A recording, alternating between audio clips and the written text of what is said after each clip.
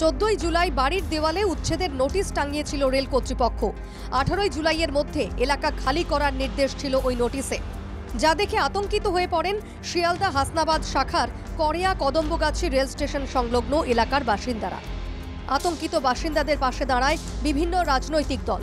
অবস্থান বিক্ষোভে বসেন এলাকার তৃণমূল বিধায়ক। শনিবার বিধায়ক জানিয়েছেন, করেয়া কদম্বগাছিতে উচ্ছেদ হবে না।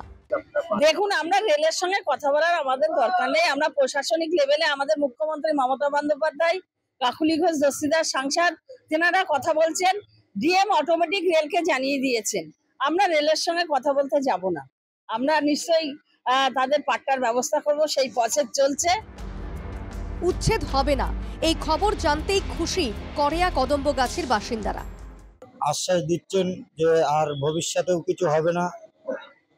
তাদের আশ্বাসে আমরা রয়েছি, আমাদের নেতারা রয়েছে যখন, আর কোনো চিন্তা নেই বলছে। সেই ক্ষেত্রে দাঁড়িয়ে সেখানে দাঁড়িয়ে আমাদের আর কোনো ভয় নেই। আজকের বহুত খুশি, ভালো লাগছে এটা শুনে যে উঠতে হচ্ছে না, ভালো লাগছে। যদি উঠতে হলে আরো খারাপ লাগতো, সেটা আতঙ্কের মধ্যে ছিলেন। হ্যাঁ, তখন মধ্যে ছিলাম আমরা। প্রায় 45 থেকে 40 বছর কদম্বগাছিতে বাস করলেও এখনো অনেকেরই নেই জমির পাট্টা, তাই উচ্ছেদের আতঙ্ক তাদের তাড়া করে বেড়ায়। সে কারণে সরকারের কাছে জমির পাট্টা চাইছেন পাট্টাহীন বাসিন্দারা।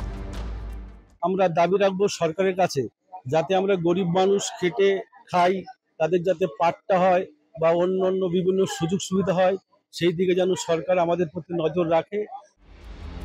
কদম্বগাছির বাসিন্দাদের পাশে দাঁড়িয়ে পাট্টার দাবি তুলেছে বিজেপি। কিন্তু আমিও রাজ্য সরকারের কাছে এবং কেন্দ্রীয় সরকারের কাছে আবেদন করব, যাতে এই মানুষগুলো সুস্থ জীবনে বসবাস করতে পারে এবং পাট্টা পেতে পারে। তাদের কাছে অনুরোধ করব যে আমাদের আগামী প্রজন্মের ভবিষ্যৎ সুনিশ্চিত করার জন্য আমাদের পাট্টাটা দেওয়া হোক। উচ্ছেদের নোটিশকে সামনে রেখে রাজনীতি করছে তৃণমূল, কটাক্ষ সিপিএম এর।